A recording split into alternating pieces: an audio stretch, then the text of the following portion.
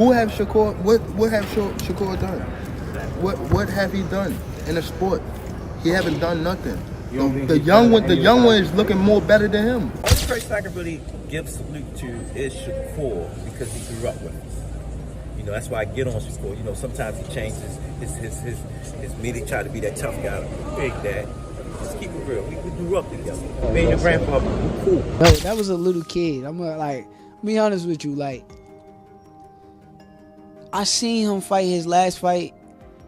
He was tired in that 12 round. Gervonta "Tank" Davis has finally snapped, and this time it's personal. The undefeated boxing superstar took to social media in a fiery rant aimed directly at fellow fighter Shakur Stevenson after disturbing allegations surfaced that Stevenson disrespected and allegedly trash-talked Davis's longtime mentor and trainer, Calvin Ford. Known for their close father-son-like bond, Davis was quick to defend Ford, unleashing a storm of raw emotion and threats that stunned fans and insiders alike. With tensions in the boxing world already high, this explosive outburst could mark the beginning of a deeply personal feud that goes far beyond the ring. I'm telling y'all, he say he's the king, and this vicious right here. I ain't never seen a king hold his kingdom down when you have a vicious crew come through. We coming through. You hear what I say? We vicious. We ain't just boxing. We doing this. Be prepared. Stop playing with my youngin'.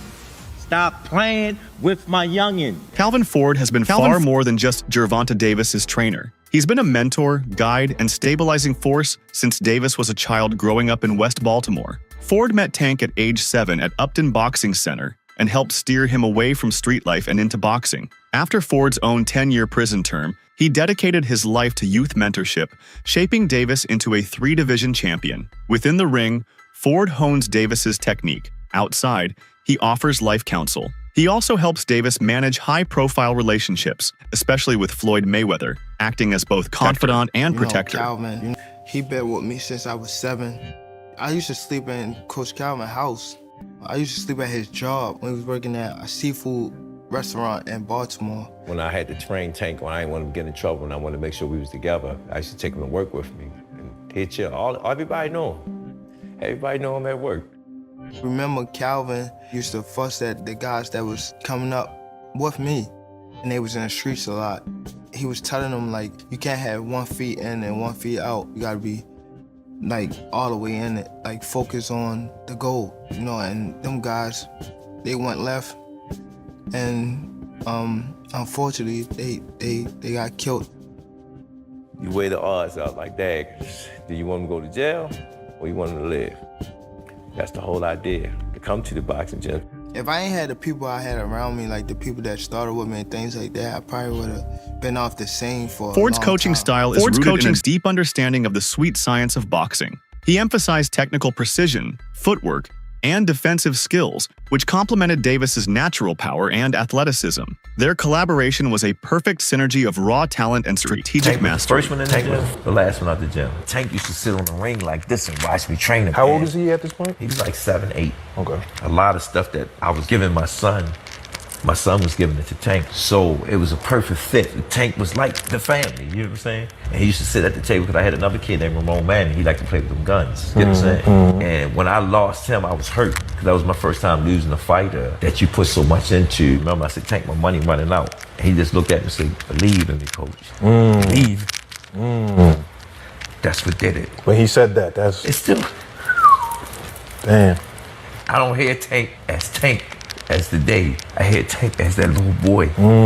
Believe in me, coach. And he came in the gym one day and he said, Coach, I seen it. I said, what you seen? I had all the belts on me. He said, I'm gonna be that dude. The rest is history. Damn, I got goosebumps, low-key. That's kind of crazy. Early January in 2024, reports surfaced that Calvin Ford had been arrested on charges of assault with a deadly weapon in Nevada. According to TalkSport, Ford was taken into custody by Baltimore police and was awaiting transfer to Nevada to face the charges. Following Ford's arrest, Gervonta Davis announced a professional separation from his longtime trainer. Davis expressed his respect for Ford, but emphasized the need to focus on his career and personal growth during this period. He stated, "I've always respected Calvin and what he's done for my career, but at the end of the day, I have to do what's best for me and my team." What's good, YouTube? It's your boy, Blue Blood Sports TV, back at y'all with another one. So we have some very, very unfortunate news that has broken. Hopefully, it proves not to be true. And that involves Gervonta Tank Davis, undefeated 3-division world champion, 5-time world champion, superstar boxer, who is widely acknowledged as the face of the sport of boxing, if not one of the faces. His longtime trainer, mentor, big brother, uncle, father figure, and Coach Calvin Ford. Now we know Coach Calvin Ford has been arrested recently. Over the past week, he has been arrested. And now more details are surfacing as he's still detained. And Coach Calvin is in some very hot water, according to these accusations, allegedly. So he's been detained, he's been arrested, and he's been in jail ever since.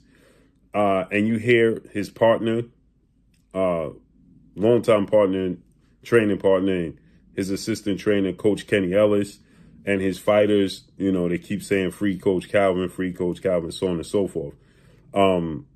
If you don't know the backstory and the history of Coach Calvin Ford, you look at the show The Wire, and he's one of the characters on The Wire that, you know, was in the streets, went to jail, got his life together, became a trainer in the sport of boxing, and, you know, opened up the boxing gym out there in Gervonta Baltimore. Davis and Calvin Ford had briefly parted ways before the Lamont Roach fight. Davis confirmed the split during an Instagram live session, describing it as a mutual decision. In a recent interview, Ford provided insights into the reasons behind their separation, emphasizing that the decision was made in the best interest of both parties. The split from Ford marks a significant transition in Davis's career. While the full impact remains to be seen, Davis has expressed confidence in his ability to continue his success in the ring. He remains focused on his upcoming bouts and is determined to maintain his status as one of boxing's top competitors. As a guy that's in his trainer, that's like a father figure to him, you're training him all the time, you know him,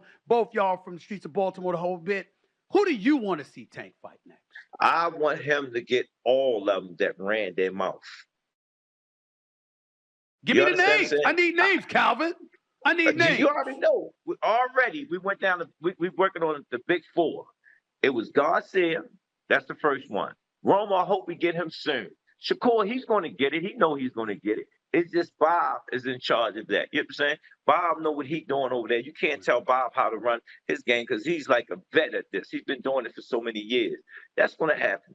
All the fights that we'll want, they have no choice. They're going to take the fight when it's time to take the fight.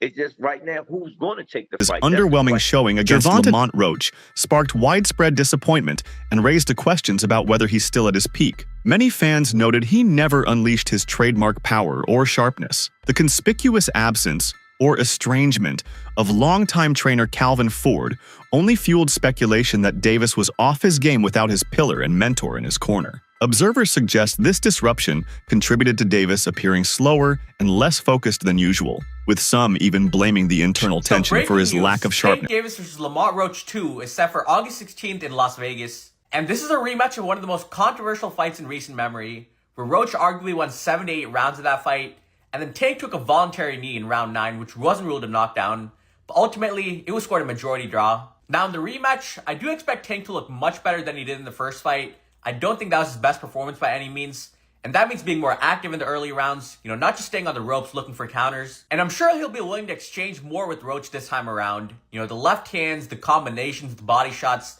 that's where he had the most success in the first fight. And Roach, he just needs to stick to what made him so successful in the first fight. His forward pressure, staying behind that jab and right hand. But most importantly, he wasn't scared to take it to Tank, but he also didn't get too aggressive. You know, most of Tank's opponents, if they're scared of the power, they'll sit back on the ropes, get slowly broken down, or if they end up getting too aggressive, they get caught with the counterpunch. But Roach, he was sharp that whole fight. You know, I would go Tank in the rematch. I think he has a lot more to show this time around. But Roach did prove to be a very tough test. But you guys let me know against who you Lamont got. Roach Jr. Davis at Brooklyn's Barclays Center on March 1st, 2025. The night promised fireworks and delivered them far beyond the ring. A highly competitive clash that defined Tank's historic dominance ended in a stunning majority draw, halting his flawless record.